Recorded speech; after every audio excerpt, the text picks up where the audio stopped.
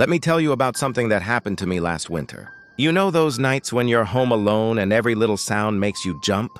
Well, this was one of those nights. But what happened was far worse than anything I could have imagined. I was staying at my grandmother's old Victorian house while she was in Florida.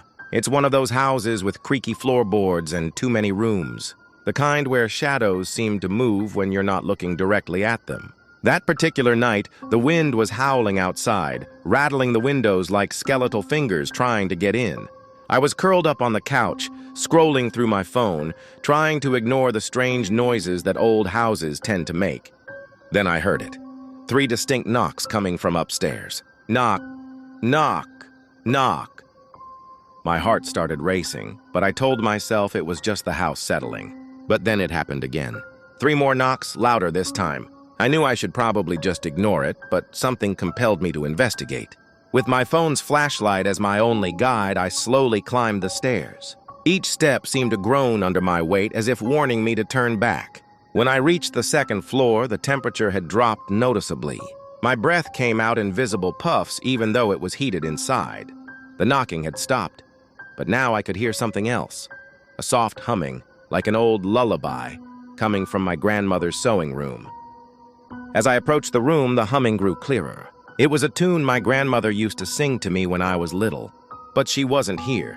She was thousands of miles away in Florida. I reached for the doorknob, my hand trembling. The door creaked open, and what I saw inside made my blood run cold. The old rocking chair by the window was moving back and forth, slowly, steadily, as if someone was sitting in it. But that wasn't the worst part.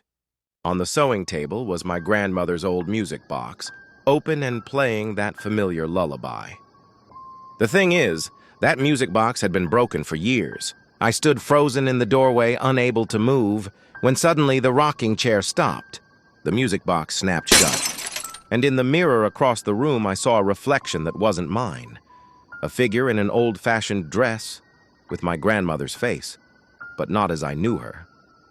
This was my grandmother as a young woman, and she was smiling at me. I ran. I ran down those stairs faster than I've ever moved in my life, grabbed my keys, and drove straight to a hotel.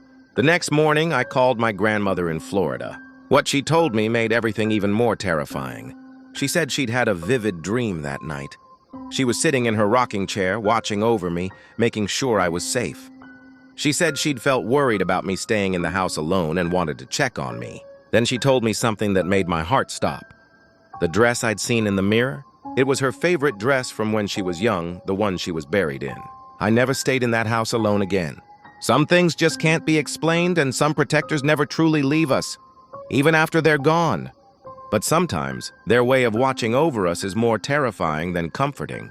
To this day, whenever I hear a music box playing or see a rocking chair moving, I can't help but wonder, who else is watching from the other side?